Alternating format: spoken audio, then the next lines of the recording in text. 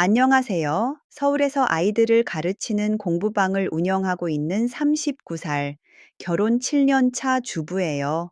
보통 여자들이 모이면 시댁 욕하느라 바쁘다고들 하죠. 명절이 다가오면 머리가 아프다. 시어머니 전화번호만 뜨면 가슴이 쿵 내려앉는다. 그런데요. 저는 친구들이 그런 하소연을 할 때마다 저는 가만히 미소만 짓곤 했어요. 솔직히 말하면 공감이 잘 안 됐거든요. 제게 시댁은 그리고 시어머니는 또 하나의 천국이나 다름없었으니까요. 우리 며느리 일하느라 힘들지. 밥은 내가 할 테니 너는 들어가서 좀 쉬어라. 7년이라는 결혼 생활 동안 저는 시어머니에게서 싫은 소리 한 번 들어본 적이 없습니다. 늘 살갑게 제 손을 잡아주셨고 남편과 다툴 때면 언제나 제 편을 들어주셨죠. 주변 사람들은 다들 저에게 이렇게 말했어요. 너는 무슨 복을 타고 나서 그런 시어머니를 만났니? 하고요. 저도 그렇게 생각했습니다. 내 인생에 고부 갈등이라는 단어는 절대 없을 거라고요. 그리고 그때는 정말 몰랐습니다. 그 모든 친절이 저를 안심시키고 눈과 귀를 가리기 위한 철저한 연극이었다는 것을요. 사람이 사람을 속이는 게, 그것도 가장 믿었던 가족이 등 뒤에서 칼을 꽂는다는 게 얼마나 무서운 일인지 저는 상상조차 하지 못했으니까요. 제가 천사라고 믿었던 그분의 얼굴 뒤에 상상조차 할 수 없는 모습이 숨어 살고 있을 줄은 꿈에도 몰랐으니까요. 평범했던 어느 주말 오후, 만약 그날 제가 그 문을 열지 않았더라면, 아니, 차라리 아무것도 듣지 못했더라면 저는 지금쯤 어떻게 살고 있을까요? 지금부터 들려드릴 이야기는 가장 믿었던 사람에게 인생을 송두리째 부정당한 한 여자의 기억이에요.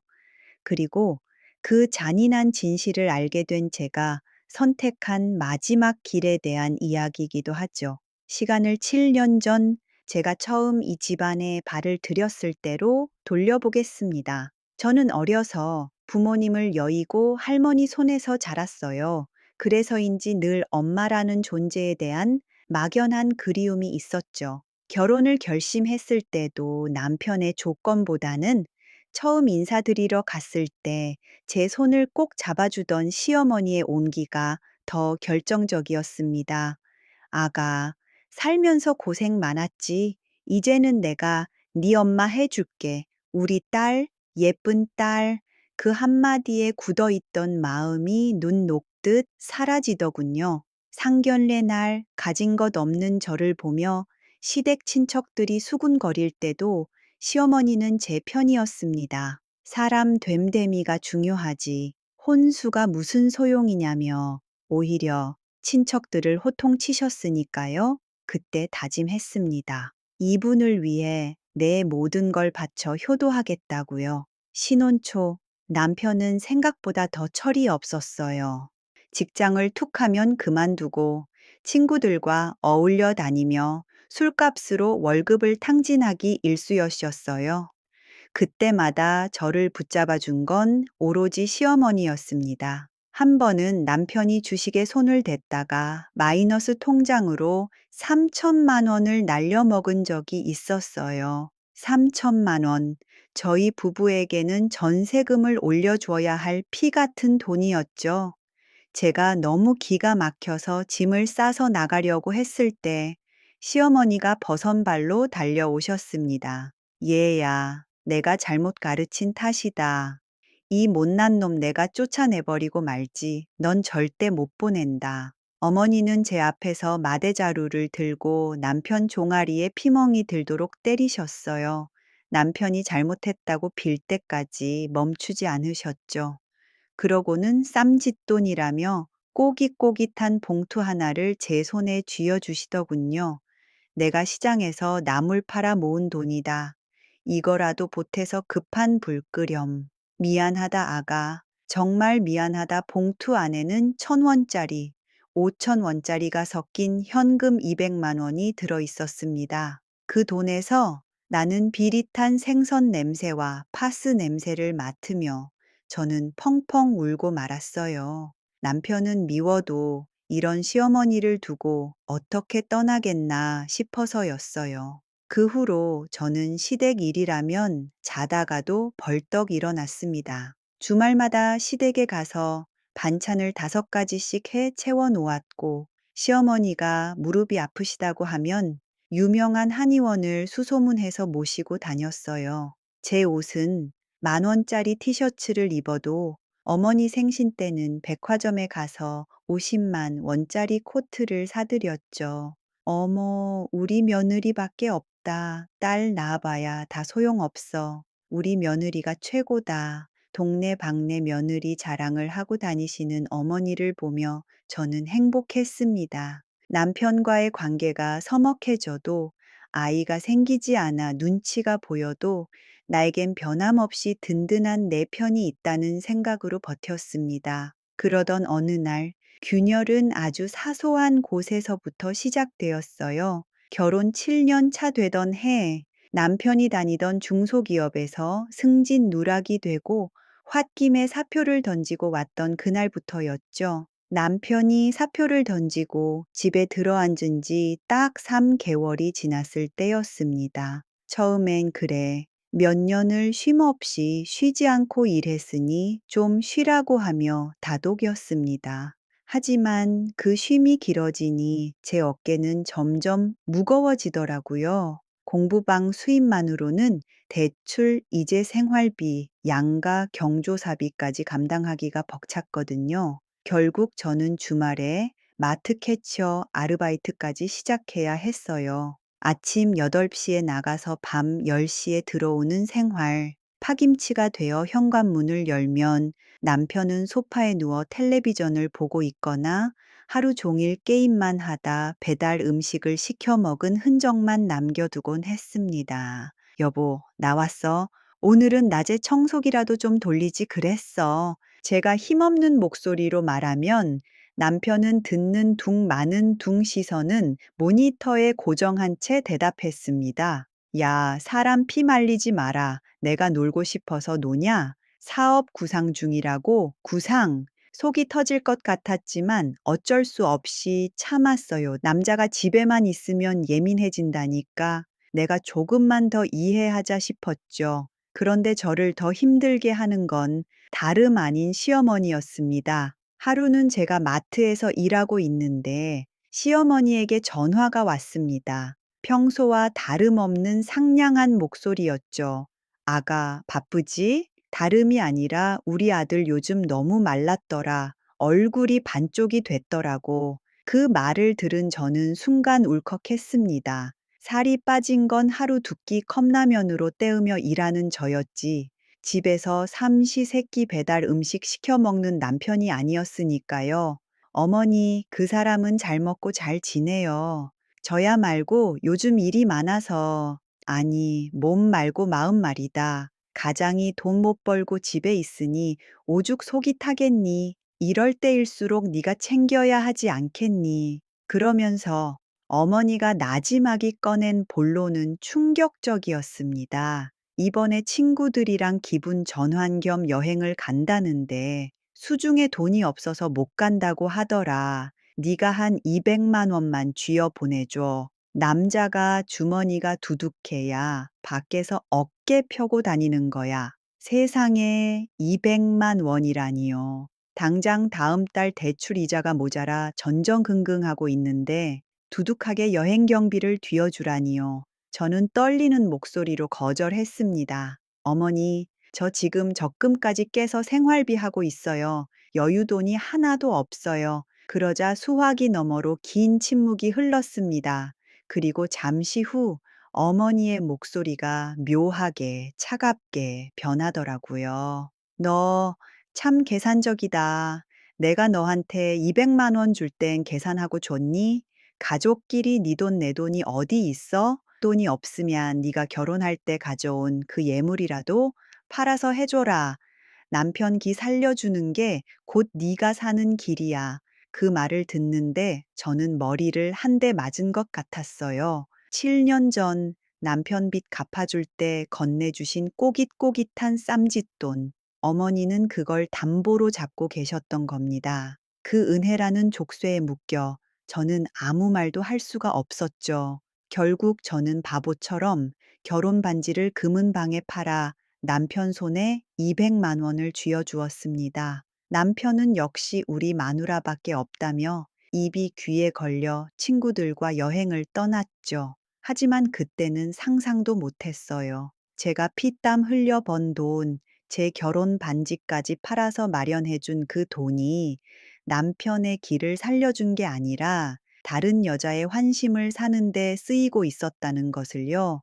심지어 시어머니는 남편이 친구들과 여행을 간 게 아니라는 사실을 이미 알고 계셨다는 것을요. 일주일 뒤 여행에서 남편이 돌아왔고 바지를 세탁하려고 주머니를 털어내는 순간 영수증이 툭 하고 바닥으로 떨어졌어요. 그때 그걸 줍지 말았어야 했는데 호기심에 펼쳐본 그 종이 조각 하나가 제 지옥의 문을 활짝 열어주고 말았습니다. 날짜는 바로 어제, 장소는 남편이 친구들과 여행을 갔다는 강원도가 아니라 서울 시내의 한 백화점이었어요. 친구들과 낚시를 하러 간다던 사람이 왜 서울 한복판 백화점에서 여자 목걸이를 상을까요? 머릿속이 하얗게 변하더군요. 설마 아닐 거야. 내가 아는 남편은 이렇게까지 대범한 사람은 아니니까. 그렇게 애써 부정하며 자고 있는 남편의 머리맡을 아주 조심스럽게 더듬어 휴대폰을 집어 들었습니다. 판도라의 상자를 여는 기분이 딱 이럴까요? 잠금 패턴을 풀고 갤러리에 들어간 순간 저는 그 자리에서 입을 틀어막고 주저앉을 뻔했습니다. 사진 속 남편은 제가 본 적 없는 환한 미소를 짓고 있었어요. 그리고 그 옆에는 앳돼 보이는 한 여자가 남편 볼에 입을 맞추고 있더군요. 남편 목에 걸린 여자의 팔, 그리고 그 여자의 목에 걸린 반짝이는 목걸이. 제가 결혼 반지를 팔아 마련해준 그 돈 200만 원은 남편의 길을 살리는 데 쓰인 게 아니라 상간녀의 목에 금목걸이를 걸어주는 데 쓰였던 겁니다. 피가 거꾸로 솟는다는 말이 무슨 뜻인지 그때 처음 알게 되었어요. 저는 자고 있는 남편을 발로 차서 깨웠습니다. 그리고 휴대폰을 얼굴에 들이밀며 소리쳤죠. 이게 뭐야? 너 친구들이랑 낚시 간다고 한 거 아니었어? 그런데 이 여자 누구야? 비몽사몽간에 일어난 남편은 휴대폰을 뺏으려 달려들더니 오히려 적반하장으로 나오더군요. 아씨, 왜 남의 폰을 훔쳐보고 난리야? 너 미쳤어. 미친 건 너지. 내가 내 결혼 반지까지 팔아서 너 여행 경비 대줬잖아. 그런데 그 돈으로 이 여자랑 놀아나고 있었니? 제가 울부짖자 남편은 한숨을 푹 쉬더니 머리를 헝클어뜨리며 기가 막힌 말을 내뱉었습니다. 야, 그래. 만난다. 만난다고. 그러니까 좀 닥쳐봐. 네가 애를 낳길 해? 아니면 나를 살갑게 대하길 해? 집에 들어오면 맨날 돈 타령의 인상만 쓰고 있는데 나도 숨 좀 쉬고 살아야 하지 않겠냐? 숨을 쉬고 살자니요. 하루 14시간씩 서서 일하며 대출금 갚는 사람 앞에서 할 소리인가요? 저는 더 이상 대화가 통하지 않는 도라이 같은 인간을 뒤로하고 집을 뛰쳐나왔습니다. 갈 곳이라곤 딱 한 군데밖에 떠오르지 않았어요. 바로 시어머니 댁이었죠. 어머니라면, 그토록 저를 아끼시는 시어머니라면 이 억울함을 풀어주시고 남편을 혼내주실 거라 믿었으니까요. 새벽 6시 퉁퉁 부은 눈으로 시댁 초인종을 눌렀고 깜짝 놀란 얼굴로 나오신 어머니를 붙잡고 저는 그 자리에 무릎을 꿇고 오열했습니다. 어머니, 그이한테 여자가 있어요. 제가 반지 팔아서 여행 경비하라고 준 돈으로 그 여자 목걸이를 사줬다네요. 저 억울해서 못 살아요, 어머니. 저는 어머니가 제 말을 듣고 같이 울어주시거나 당장 아들놈 잡으러 가자고 하실 줄 알았습니다. 제가 아는 어머니는 그런 분이셨으니까요. 그런데 제 등을 토닥이던 어머니의 손길이 왠지 모르게 건조하더라고요. 한참을 울다 고개를 들어 어머니를 봤을 때 어머니는 아주 덤덤한 표정으로 혀를 차며 말씀하셨습니다. 아이고, 기어이 사단이 났구나. 그러게 내가 평소에 뭐라고 했니? 남자는 밖에서 기운 빼면 안 된다고, 집에서 잘 좀 챙기라고 몇 번을 말해. 네? 어머니, 지금 무슨 말씀이세요? 놀랄 거 없다. 사내 놈이 살다 보면 곁눈질도 하고 그러는 거지. 너네 시아버지는 더했어. 너한테 안 들키려고 노력이라도 한다는 건 아직 너를 생각하는 거다. 이번엔 그냥 모른 척 넘어가. 저는 제 귀를 의심했으버여. 같이 분노해 주기는커녕 남자는 원래 그러니 네가 참으라는 식의 태도라니요.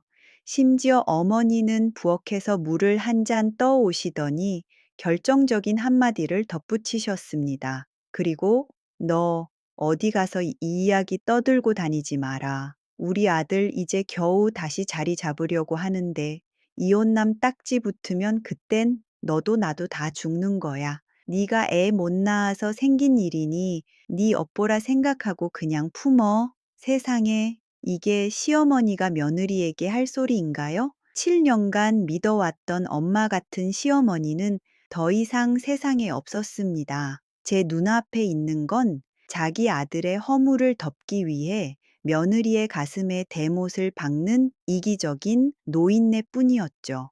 하지만 진짜 충격은 따로 있었어요. 어머니가 잠깐 화장실에 가신 사이 식탁 위에 놓인 어머니의 휴대폰 진동이 울렸습니다. 액정에 뜬 이름은 우리 아들. 저는 홀린 듯이 통화 버튼을 눌렀습니다. 그리고 수화기 너머로 들려오는 남편의 목소리에 저는 온몸이 얼어붙고 말았습니다. 엄마, 걔 지금 거기 갔지? 아씨, 걸렸어. 사진 다 봤다고. 엄마가 적당히 구슬려서 보내. 절대 이혼은 안 된다고 해. 아직 걔 명의로 대출받을 거 많이 남았단 말이야. 수화기 너머로 들려온 남편의 대출 받을 게 남았다는 그 말에 제 이성의 끈은 끊어지고 제 심장은 차갑게 식어버렸어요. 잠시 후 어머니가 화장실에서 나오는 소리가 들려 저는 황급히 통화 종료 버튼을 누르고 휴대폰을 제자리에 내려놓았습니다. 심장이 밖으로 튀어나올 것만 같았지만 화장실에서 나오시는 시어머니를 보며 저는 억지로 입꼬리를 올렸습니다. 어머니, 죄송해요. 제가 너무 흥분했나 봐요. 어머니 말씀이 맞는 것 같아요. 제가 애도 못 낳고 부족해서 남편이 밖으로 돈 건데 제가 참아야죠. 제 갑작스러운 태도 변화에 어머니는 잠시 의심스러운 눈초리를 보내셨지만 이내 만족스러운 듯 고개를 끄덕이셨습니다. 그래? 생각 잘했다. 비 온 뒤에 땅이 굳는 법이야.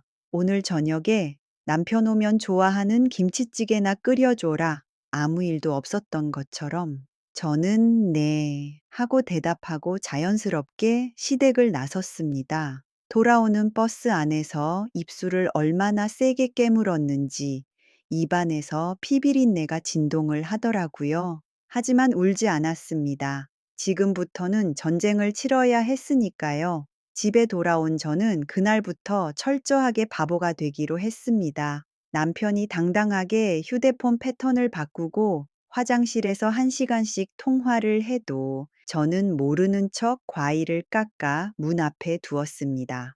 향수 냄새를 풍기며 들어와도 야근하느라 고생했다며 양복을 받아주었죠. 그러자 어머니와 남편은 제가 완전히 굴복했다고 믿었는지 점점 더 대담해지기 시작했습니다. 남편은 이제 대놓고 거실에서 상간녀와 영상통화를 하며 킬킬거렸고 시어머니는 주말마다 저를 불러내 반찬을 만들라고 하거나 대청소를 시키며 부려먹었어요. 아가, 이번에 네 시동생네가 이사하는데 일손이 부족하다더라. 네가 가서 입주 청소 좀 도와줘라. 요즘 업체는 부르는 게 값이라잖니? 전문 청소 업체 비용 30만 원을 아끼겠다고 며느리를 보내 30평 아파트를 혼자 닫게 만들더라고요. 저는 군말 없이 가서 바닥을 기며 걸레질을 했습니다. 무릎에 멍이 들고 손가락이 터져라 이랬죠. 그렇게 제가 묵묵히 시키는 대로 다 하자 드디어 그들이 본색을 드러냈습니다. 사건 발생 한 달 후 시어머니와 남편이 저를 식탁에 앉혀두고 서류 봉투 하나를 내밀더군요. 여보, 나 이번에 진짜 괜찮은 사업 아이템이 있어. 친구랑 동업하기로 했는데 내 신용도가 좀 낮아서 대출이 안 나오네. 자기 명의로 딱 5천만 원만 융통하자. 시어머니는 옆에서 거드셨죠. 그래, 이 시험만 성공하면 네가 고생한 거 다 보상받는 거야. 부부는 일심동체라는데 이 정도는 해줘야지 않니? 내가 보증 설 테니까 걱정 마라. 속내가 뻔했죠. 저는 속에서 천불이 났지만 떨리는 손을 감추며 물었습니다. 이게 정말 마지막인 거죠? 이것만 잘 되면 우리 행복해지는 거 맞죠? 아, 그렇다니까. 내가 너 호강시켜 준다니까. 남편은 제 손에 펜을 쥐어주며 재촉했어요. 저는 망설이는 척 하다가 서류에 도장을 찍어 주었습니다. 하지만 그들이 모르는 게 하나 있었어요. 그들이 신나서 대출 서류를 챙기는 동안 부엌 한 구석에 켜져 있던 제 휴대폰 녹음기가 이 모든 대화를 토시 하나 안 틀리고 녹음하고 있었다는 사실을요. 그리고 제가 도장을 찍어준 그 서류가 사실은 그들이 생각하는 사업 자금 대출 서류가 아니었다는 것을요. 고마워, 여보. 역시 내 마누라가 최고야. 남편은 서류 봉투를 끌어안고 덩실덩실 춤을 췄습니다. 시어머니도 이제 우리 아들 기 펴고 살겠네 하며 웃음꽃이 피셨죠. 그 역겨운 웃음을 보며 저도 따라 웃었습니다. 그래, 마음껏 웃어둬. 오늘이 너희들이 웃을 수 있는 마지막 날일 테니까. 저는 그날 밤 짐을 싸는 대신 조용히 서재로 들어가 컴퓨터를 켰습니다. 그리고 지난 한 달간 모아온 증거들을 하나씩 폴더에 정리하기 시작했습니다. 상간녀와 외도한 증거, 시어머니의 폭언과 강요 녹취, 남편 도박 빚 내역까지요. 그리고 오늘 확보한 결정적인 그것까지 준비는 완벽하게 끝났습니다. 이제 이 더러운 연극의 막을 내릴 차례였어요. 제가 서류에 도장을 찍어준 그날부터 집안 분위기는 180도 달라졌습니다. 마치 신혼 초로 돌아간 것 같았어요. 남편은 퇴근길에 제게 줄 딸기를 사오고, 시어머니는 우리 며느리 몸보신해야 한다며 분거즙을 가져오시더군요. 물론 그 딸기는 떨이로 샀는지 딸기 꼭지가 말라 있고 무른 것들이었고 분거즙은 유통기한이 간당간당한 것이었지만요. 여보, 이번 주 금요일에 대출 실행되는 거 맞지? 나 곧 친구랑 사무실 계약하러 가기로 했는데 너무 설렌다. 남편은 하루에도 12번씩 스마트폰 뱅킹 앱을 열어보며 희죽거렸습니다. 5천만 원. 그 돈이면 빚도 갚고 상간녀에게 명품 가방도 하나 더 사줄 수 있다는 생각에 너무 설레서 잠을 못 이루는 눈치였죠. 시어머니도 마찬가지였습니다. 얘 이번 주말에 네 시누이네 식구들도 다 오라고 했다. 우리 아들 사업 시작하는 거 축하 파티 겸 네가 고생했으니 내가 한턱 크게 쏘마. 너는 와서 밥만 먹어라. 하지만 저는 알고 있었어요. 밥만 먹으러 오라는 건 거짓말이라는 걸. 주말이 다가오자 장은 저보고 봐오라고 했고 카드 한 장 안 주시더라고요. 하지만 저는 군말 없이 알겠다고 했습니다. 어차피 그날이 이 지긋지긋한 연극의 마지막 회가 될 테니까요. 디데이는 대출금이 입금되기로 한 금요일 저녁으로 잡았어요.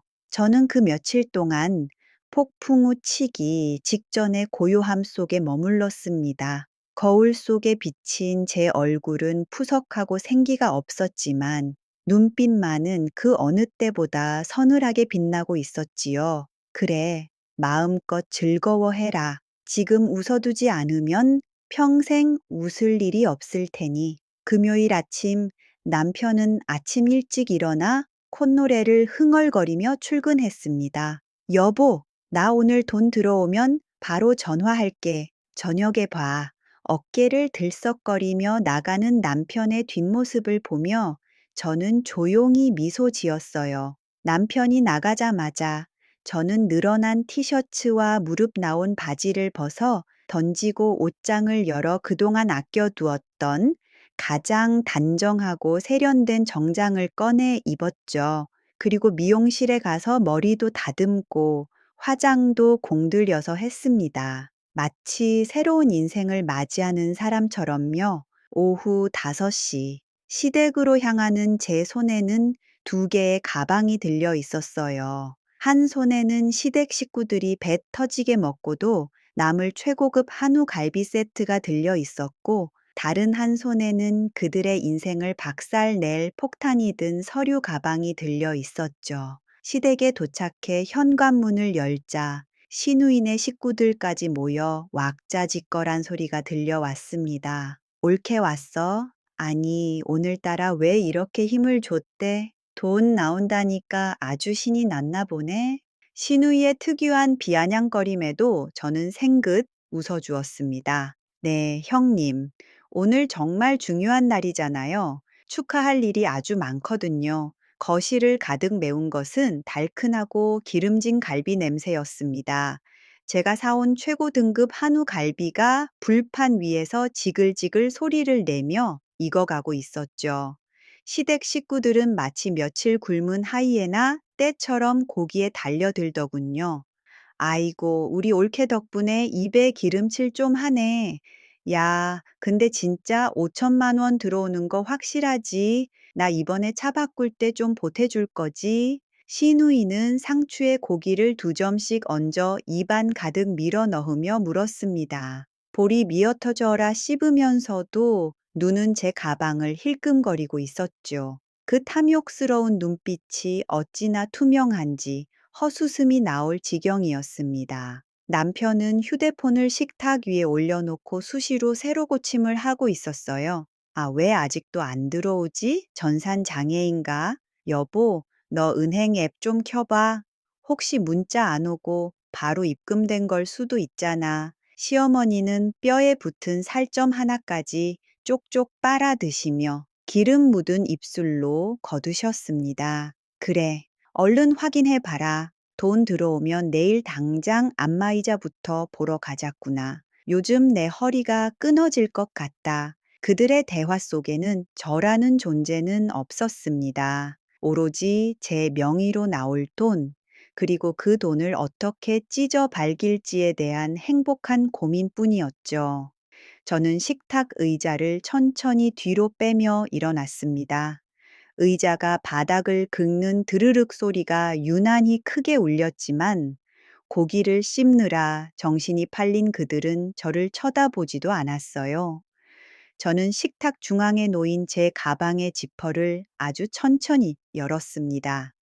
지익거리는 지퍼 소리가 들리자 그제야 시누이가 젓가락을 멈추고 저를 쳐다보더군요. 뭐야, 옳게, 뭐 꺼내? 저는 대답하지 않고 가방 안에서 두툼한 서류 봉투 하나를 꺼냈습니다. 그리고 아주 조심스럽게 마치 폭발물을 다루듯 식탁 정중앙 불판 옆에 내려놓았지요. 다들 식사하시는데 죄송하지만 확인하셔야 할 게 있어요. 대출금은 안 들어올 거거든요. 그 순간 시끄럽던 거실에 찬물을 끼얹은 듯 조용해졌습니다. 남편이 씹던 고기를 꿀꺽 삼키며 눈을 동그랗게 뜨고 저를 쳐다보며 물었어요. 뭐? 안 들어온다니. 그게 무슨 소리야? 은행에서 승인 났다며. 승인은 났었죠. 그런데 제가 취소했거든요. 오늘 아침에. 취소? 시어머니가 들고 있던 갈비뼈를 접시에 쨍그랑 떨어뜨리셨습니다. 얘야, 너 지금 무슨 헛소리를 하는 개냐? 취소를 하다니. 어떻게 승인받은 건데 그걸 취소해? 남편은 얼굴이 순식간에 불그락푸르락 변했고 이내 자리를 박차고 일어나 제 어깨를 거칠게 잡아챘습니다. 야, 너 미쳤어? 장난하지 마. 지금 친구랑 사무실 계약 다 해놨다고. 위약금 물어주면 네가 책임질 거야? 당장 다시 전화해서 실행해. 당장. 제 어깨를 쥐고 흔드는 남편의 소나귀 힘이 강하게 느껴졌어요. 아마 예전 같았으면 저는 겁에 질려 벌벌 떨었겠죠. 하지만 이상하게도 그 순간 제 머릿속은 더없이 차갑게 가라앉아 있었습니다. 저는 남편의 손을 벌레 털어내듯 탁 쳐내며 싸늘하게 웃어주었어요. 책임, 위약금, 그게 문제라면 이 서류부터 보고 이야기해. 저는 봉투 안에 있던 첫 번째 내용물을 꺼내 식탁 위에 흩뿌렸습니다. 하얀 종이들이 불판 위와 기름진 접시 위로 눈처럼 쏟아져 내렸어요.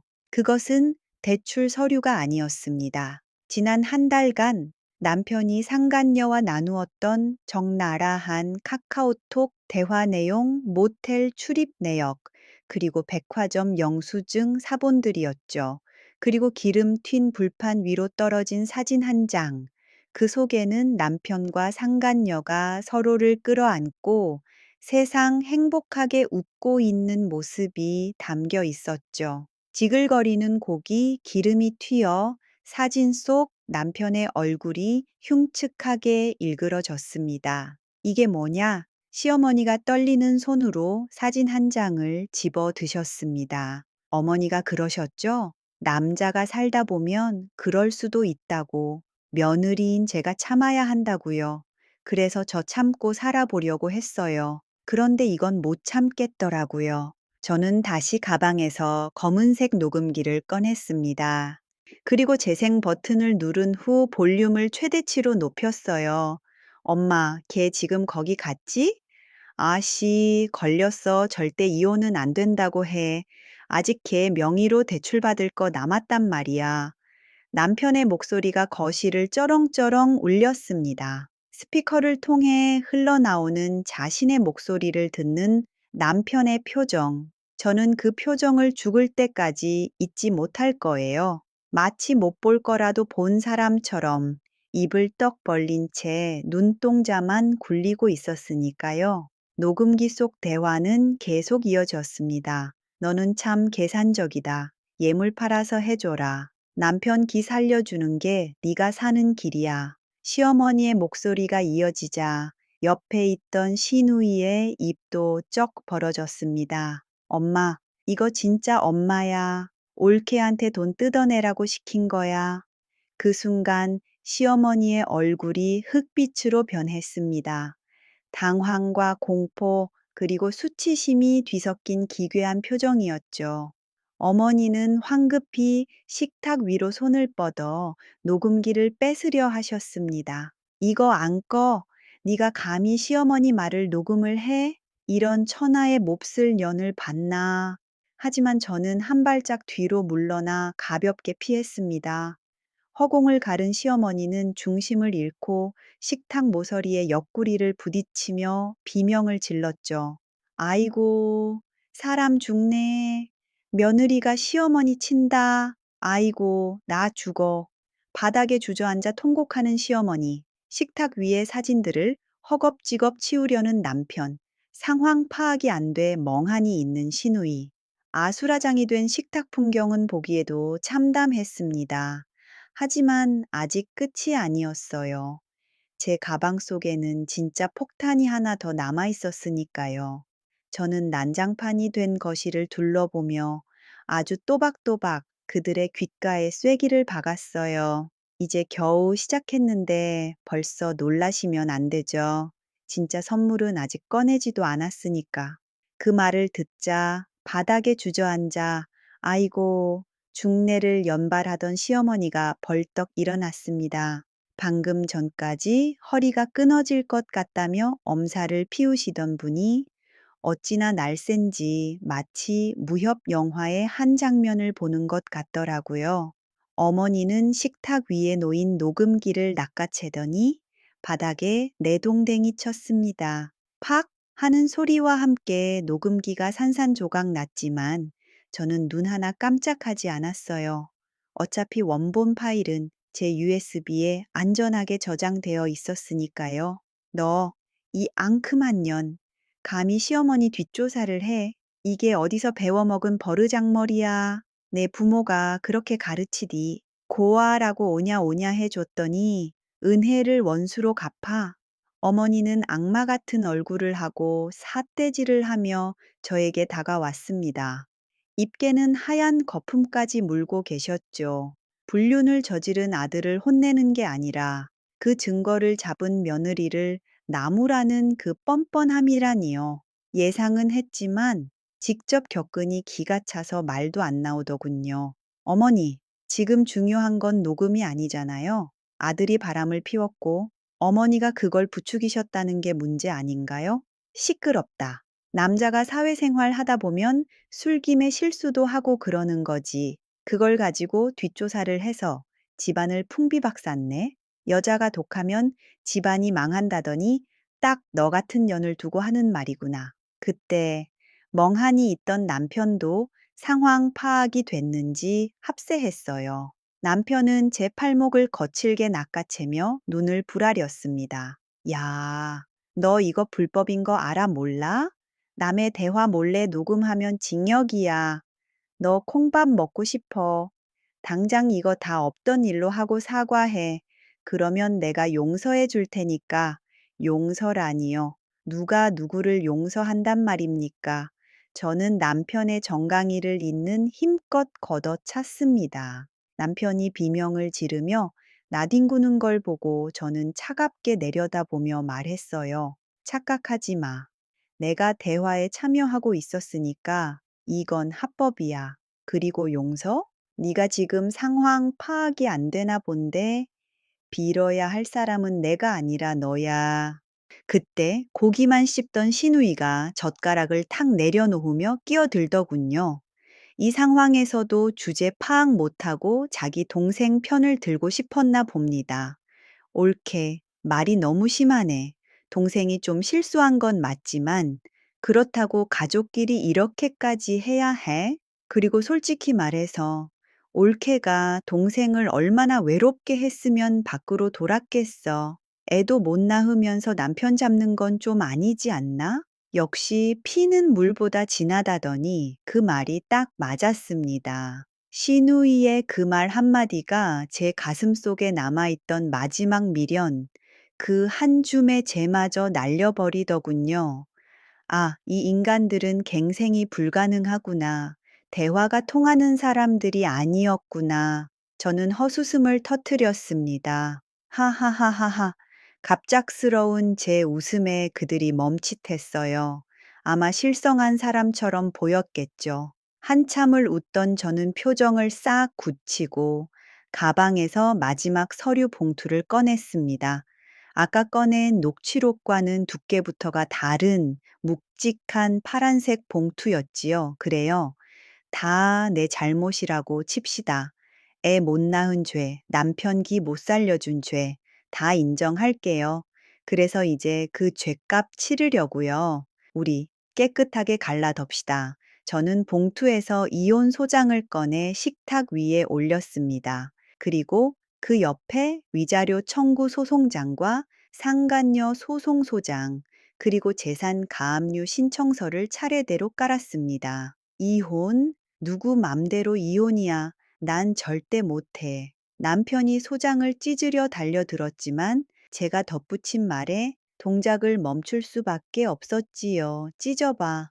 어차피 법원에 접수하고 오는 길이니까. 그리고 지금 살고 있는 이 전세 아파트 내 명의인 거 알지?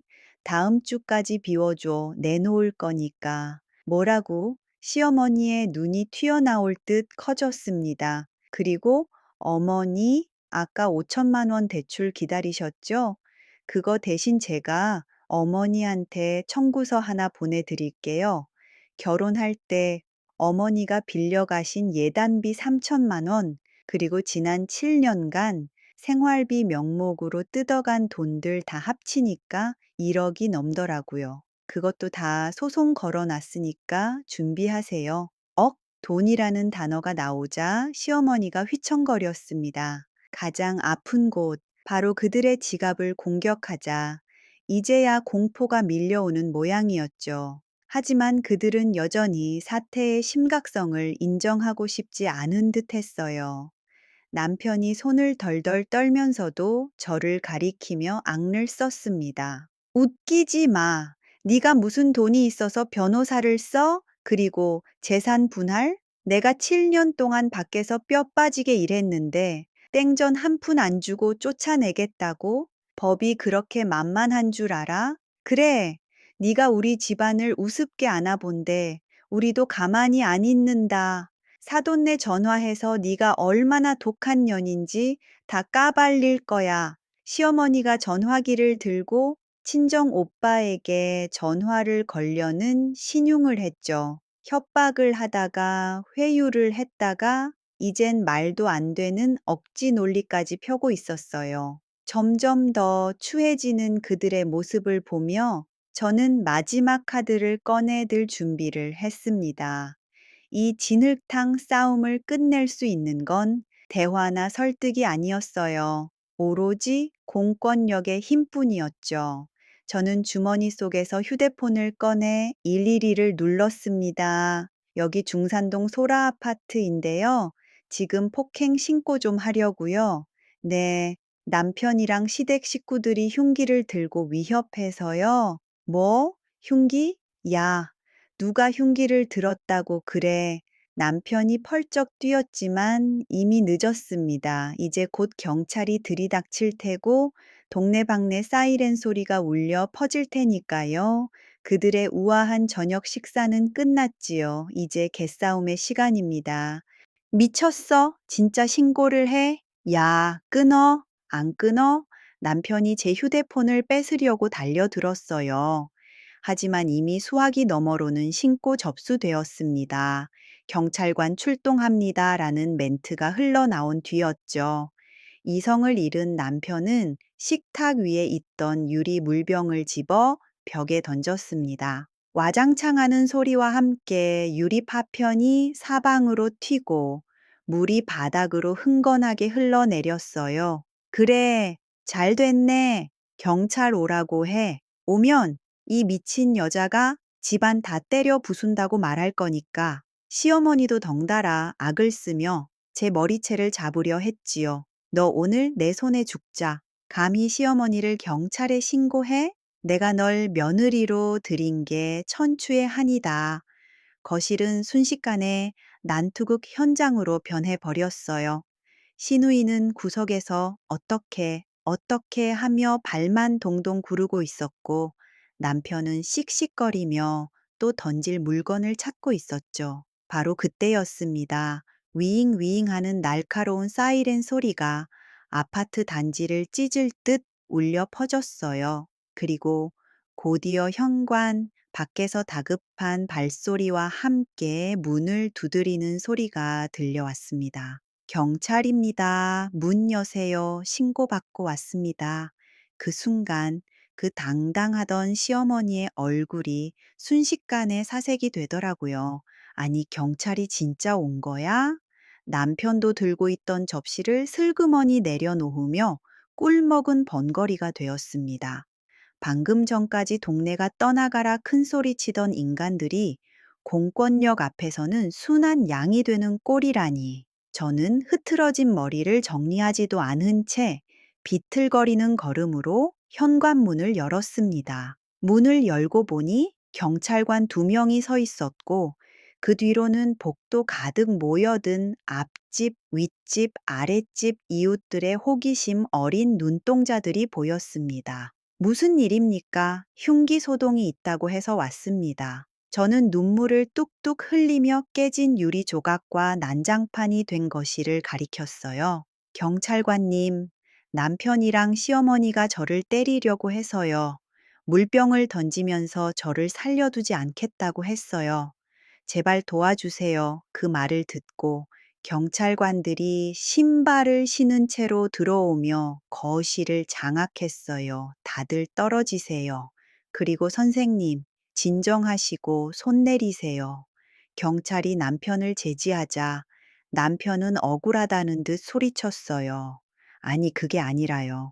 그냥 부부 싸움 좀 한 겁니다. 내 마누라가 오해를 해서 하지만 그때 열린 현관문 틈으로 동네 반장 아주머니의 목소리가 들려왔습니다. 어머, 저 집 시어머니.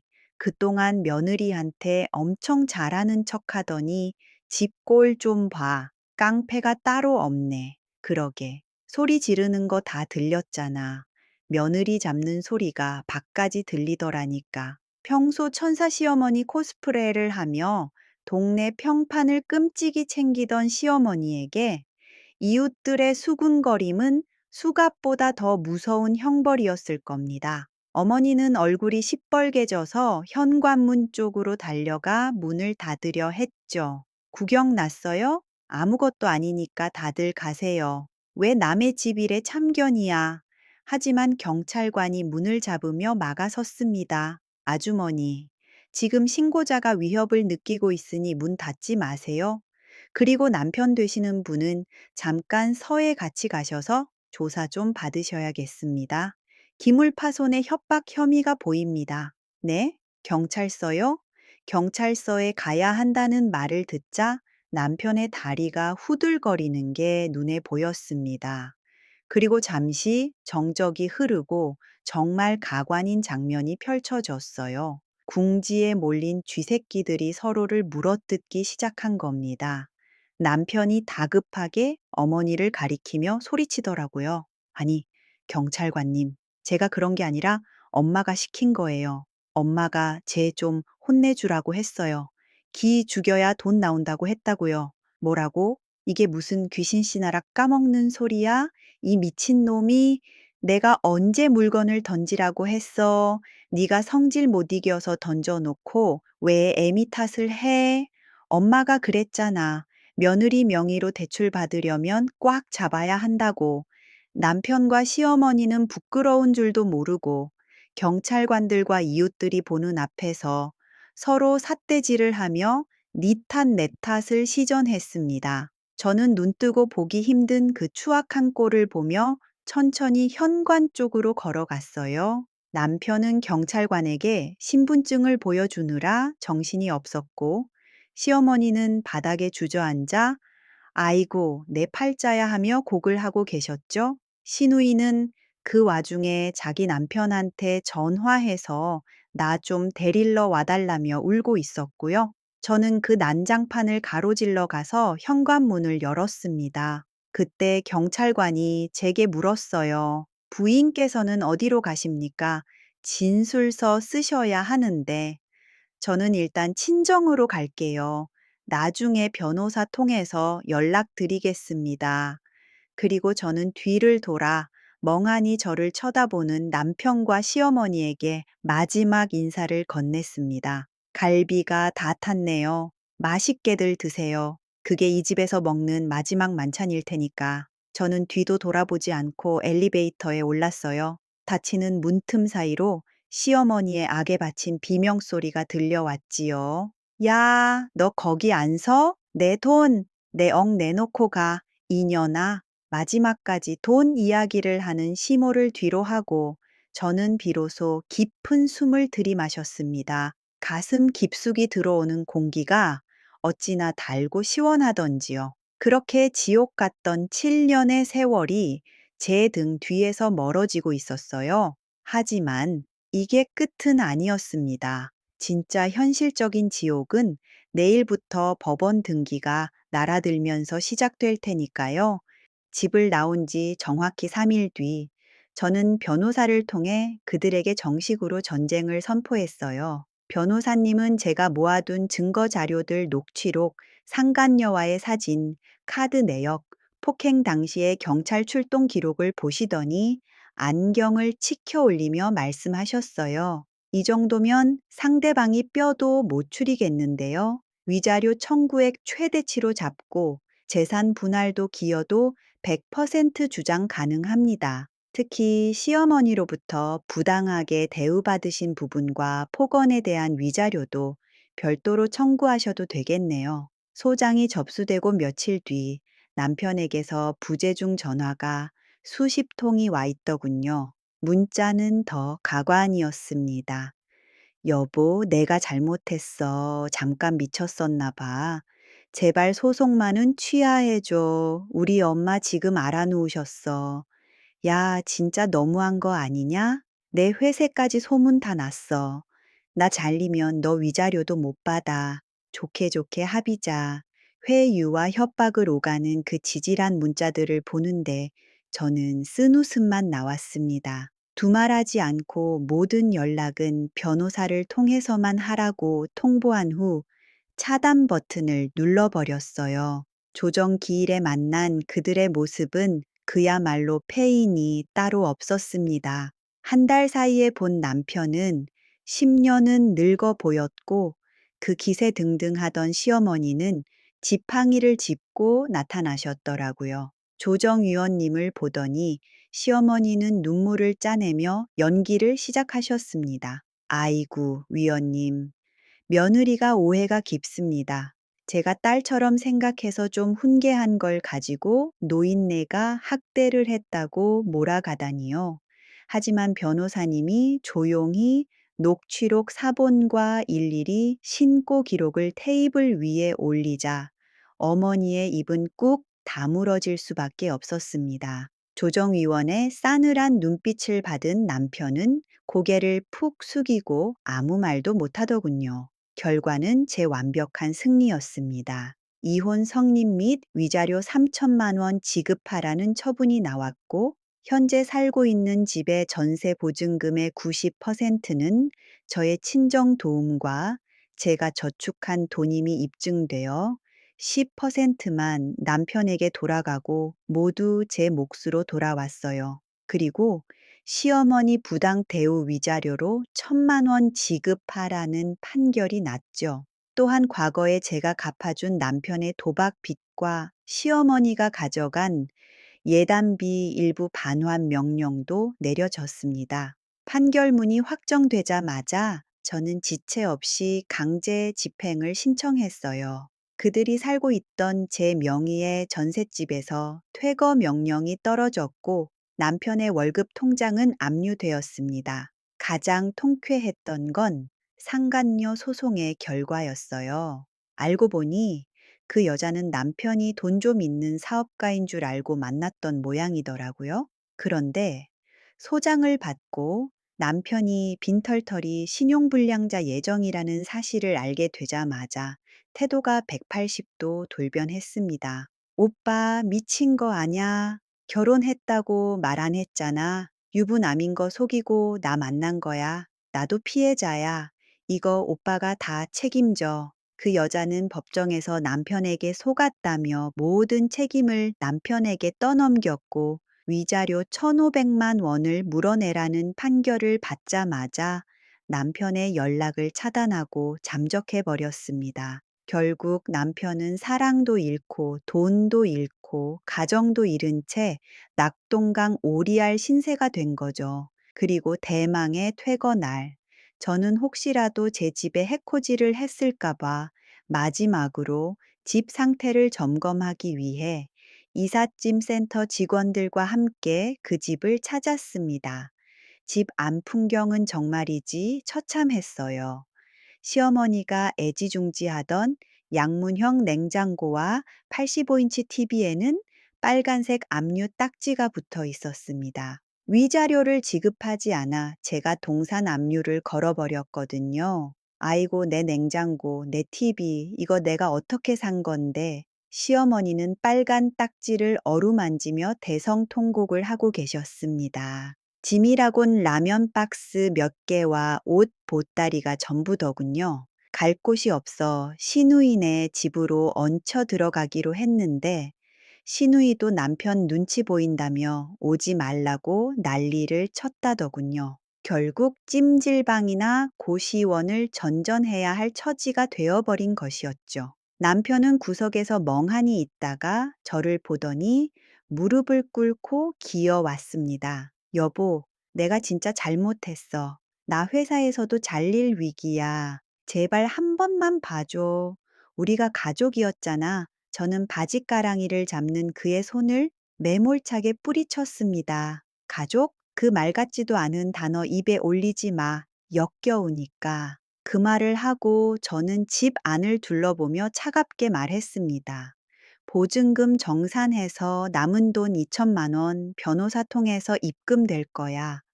그게 네 7년 결혼 생활의 전 재산이니까 아껴 써. 그리고 위자료랑 소송 비용은 거기서 깠으니까 그렇게 알고 2천만 원? 그걸로 어디 가서 살라고? 그건 당신 사정이지. 내 알 바 아니야. 저는 더락 비밀번호를 변경하고 그들을 문 밖으로 내몰아 버렸어요. 닫힌 현관문 밖에서 시어머니의 울음소리와 남편의 고함 소리가 들려왔지만 저는 이어폰을 꽂고 볼륨을 높였습니다. 드디어 제 집에서 제 인생에서 그 더러운 기생충들을 완벽하게 박멸한 순간이었지요. 그렇게 지옥 같던 전쟁이 끝나고 어느덧 1년이라는 시간이 흘렀습니다. 지금 저는 어떻게 살고 있냐고요? 드라마처럼 갑자기 멋진 연하남을 만나거나 로또에 당첨되어 떵떵거리고 살지는 않습니다. 여전히 저는 아침 9시에 공부방 문을 열고 아이들과 씨름하며 저녁이면 파김치가 되어 돌아오는 평범한 39살 돌싱녀로 살고 있죠. 하지만 달라진 게 있다면 이제 더 이상 누군가의 눈치를 보며 죄인처럼 살지 않는다는 거예요. 퇴근길에 제가 먹고 싶은 초밥을 사와서 맥주 한 캔을 따도 뭐라고 할 사람이 없고 주말이면 늘어지게 늦잠을 자도 핀잔 주는 시어머니가 없습니다. 이 사소하고 당연한 평화가 지난 7년 동안 제가 그토록 갈망하던 행복이었다는 걸 이제야 온몸으로 느끼며 살고 있습니다. 그 사람들에 대한 소식은 건너 건너 들려오더군요. 전 남편은 상간녀에게 위자료 소송을 당한 후에 서로 맞소송을 했다더라고요. 회사에서도 결국 권고사직을 당했다고 합니다. 얼마 전 동네 시장에서 우연히 그를 본 적이 있는데 못 본 사이에 머리가 하얗게 새고 구부정한 모습이 영락없는 노인이더군요. 배달 오토바이를 타고 있었는데 저를 못 보고 지나치는 그 퀭한 눈빛을 보며 묘하게도 분노보다는 측은함이 느껴졌습니다. 저 사람 원래 저렇게 작고 초라한 사람이었나 싶어서요.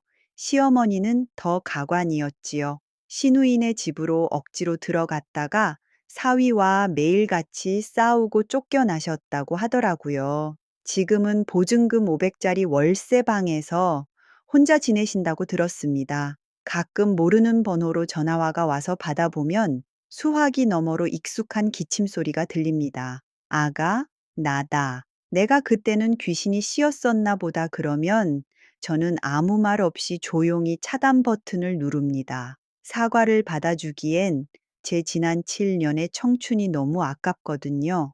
용서는 가해자의 몫이 아니라 피해자의 선택이니까요. 그리고 저는 아직 그들을 용서할 마음이 눈곱만큼도 없으니까요.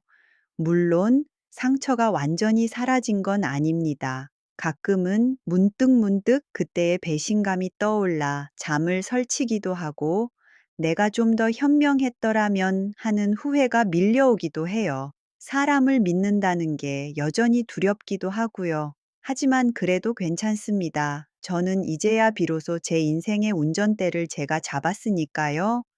비록 길은 좀 울퉁불퉁하고 가끔은 외롭겠지만 적어도 제가 가고 싶은 곳으로 갈 수 있으니 그것으로 충분하니까요. 지금 이 순간에도 어딘가에서 가족이라는 이름으로 희생을 강요당하고 계신 분들이 있다면 말씀드리고 싶습니다. 참지 마세요. 착한 며느리, 착한 아내, 착한 딸이 되려고 당신 자신을 지우지 마세요. 당신이 불행하면 그 가정은 절대 행복할 수 없습니다. 여러분께 마지막으로 여쭈어 보고 싶어요. 남편과 시어머니가 빈털터리가 되어 길거리에 나앉게 된 결말, 어떤 분들은 가족끼리 너무 잔인했다. 조금은 여지를 남겨주지 그랬냐고 하실 수도 있겠습니다. 하지만 제 청춘을 송두리째 짓밟고 기만했던 그들에게 과연 제가 마지막 자비를 베푸는 게 옳았을까요? 아니면 악을 뿌리 뽑기 위해 끝까지 가는 게 맞았을까요? 여러분의 생각은 어떠신지 궁금합니다. 지금까지 제 긴 이야기를 들어주셔서 진심으로 감사합니다. 여러분은 부디 아프지 말고 행복하시길 바래요.